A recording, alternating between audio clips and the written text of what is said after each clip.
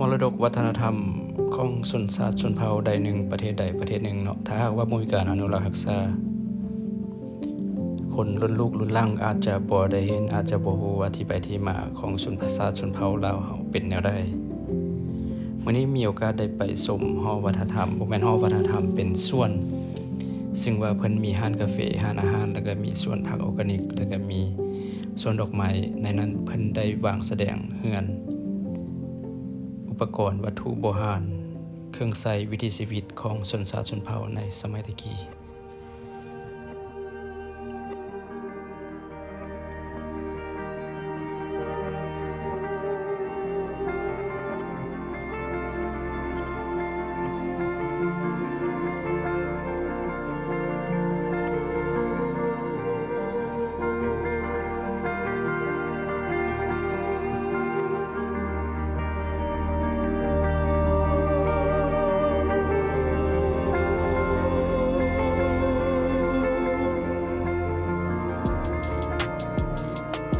วิถีชีวิตดั้งเดิมเฮือนศาลบ้านซอง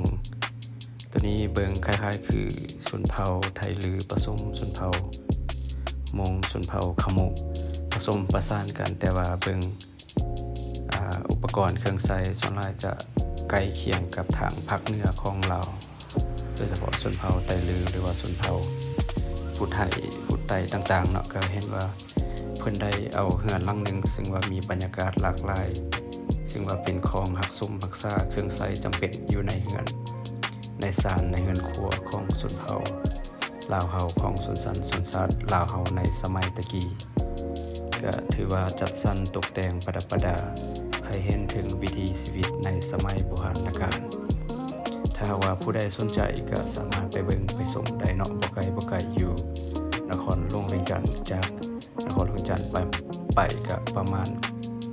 23กิโลใช้เวลาเกือบ30นาทีนี่แหละก็สามารถไปเบิ่งชมบรรยากาศกินข้าวกินน้ำกินกาแฟแล้วก็ชมบรรยากาศบ้านสวนของเพิ่นได้เลยก็ถือว่าเป็นอีกจุดหนึ่งที่วางแสดงขีดของวิถีชีวิตของชนเผ่าลาวเฮาดั้งเดิมสามารถพาลูกพาหลานไปชมไปเบิ่งประวัติความเป็นมาของสมัยตะกี้ของในชนชาติชนเผ่าลาวเฮาสมัยตะกี้พุ่นแหละอันนี้ก็เครื่องใช้รถ3ล้อรถ3ล้อถีบแล้วก็รถเกวียนที่ว่าใช้เป็นยานพาหนะในการขนเครื่องขนของสมัยตะกี้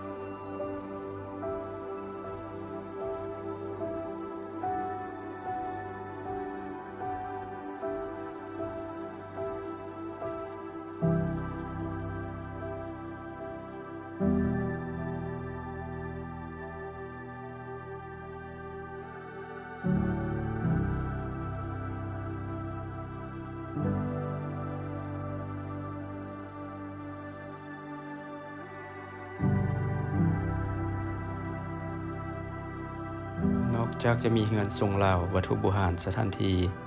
จำลองต่างๆเนาะเพิ่นยังมีสวนดอกไม้ต้นไม้แล้วก็เบี้ยไม้หลายๆชนิดที่ว่าไว้สำหรับขายลูกค้าผู้ใดสนใจที่ว่าฮักมักต้นไม้ธรรมชาติก็สามารถมาแวะมาชมมาซื้อมาเบิ่งได้เนาะก็ถือว่าบ่ไกลเป็นอีกบรรยากาศหนึ่งที่ว่าค คนที่บ่มีเวลาที่จะออกเดินทางไปเที่ยวทางไกลข้าพเจ้าก็เห็นว่าจุดนี้ก็เป็นจุดที่ไกลนครหลวงและเวียงจันทน์และก็น่าสนใจพอสมควรเพราะมันได้มีการประดับประดาโดยเฉพาะช่วงนี้เนาะเดือน12นี้ดอกไม้งามหลายคนก็ไปในนั้นข้าพเจ้าก็ไปก็เห็นหลายๆคนไปเลาะซื้อดอกไม้เลาะซื้อต้นไม้สำหรับคนที่มักต้นไม้ก็ถือว่าไปสถานที่นี้ทีเดียวครบจบเลยจังใดก็มีเวลาไปเลาะไปเบิงไปชมลองเบิงเด้อเพื่อจะได้ศึกษาประวัติความเป็นมาเฮือนซานบ้านซองต่างๆ